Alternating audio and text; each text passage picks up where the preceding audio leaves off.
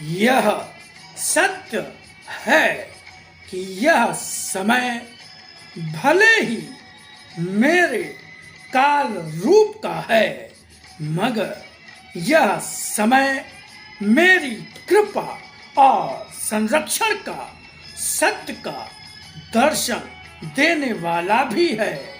कितनों को ही जो मेरी शरण में है और सही अर्थों में मुझ पर भक्ति, आस्था, निष्ठा और विश्वास रखने वाले हैं, उन्हें बड़ी बड़ी स्थितियों के बीच मेरे संरक्षक रूप द्वारा बचाए जाते भी देखो। मेरी भक्ति करने वाले के जीवन पर तो वर्तमान समय में आती विपत्तियों के बादल भी छट जाएंगे। मेरे भक्त की तो शरण पा जाना भी उसे मेरी कृपा और संरक्षण दे देता है। फिर जो मेरी शरण पा जाए उस भाग्य की तो कोई तुलना ही नहीं कर पाएगा। आदरणीय सम्मानित मित्रों, इस वीडियो में जो भी आपने सुना और आगे सुनेंगे वो साक्षात भगवान की ही वाणी है। भगवान ने स्वयं कहा कि आज फिर से लिपि रूप में आकर अपनी वाणी के ज्ञान के रूप में उसी गीता को जो कृष्ण रूप में अर्जुन को सुनाई थी, फिर से सरलतम भाषा में सुनाता जा रहा हूँ। मित्रों, भगवान ने हम सबको आदेश दिया जन जन तक इस वाणी के ज्ञान को पहुँचाने का, प्रचार प्रसार करने का। तो भगवान के उसी आदेश के पालन हेतु ही ये वाणी का ज्ञान वीडियो के माध्यम से आप तक पहुंचाने का गिलहरी सदृश प्रयास कर रहा हूं। निवेदन है कि आप स्वयं भी इस ज्ञान को ध्यान से सुने, बार बार सुने और इसको आगे बढ़ाकर इसके प्रचार प्रसार में अपना सहयोग प्रदान करें। धन्यवाद। ओम शिवा हरि। गुरुर्ब्रह्मा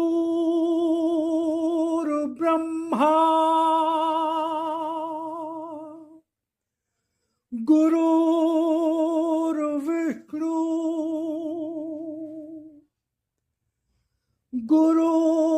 गुरुर्देवो महेश्वरा गुरुर्साक्षात् परब्रह्म तस्मै श्री गुरुवे नमः।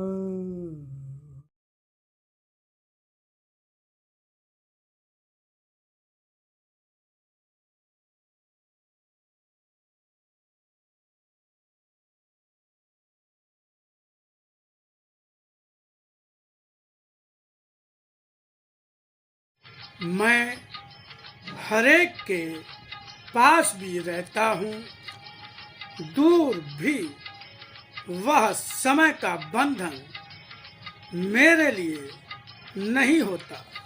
समय के बंधन तोड़कर ही मैं मनुष्य को उस समय तत्काल ही उसके कर्मों का फल देता रहता हूँ।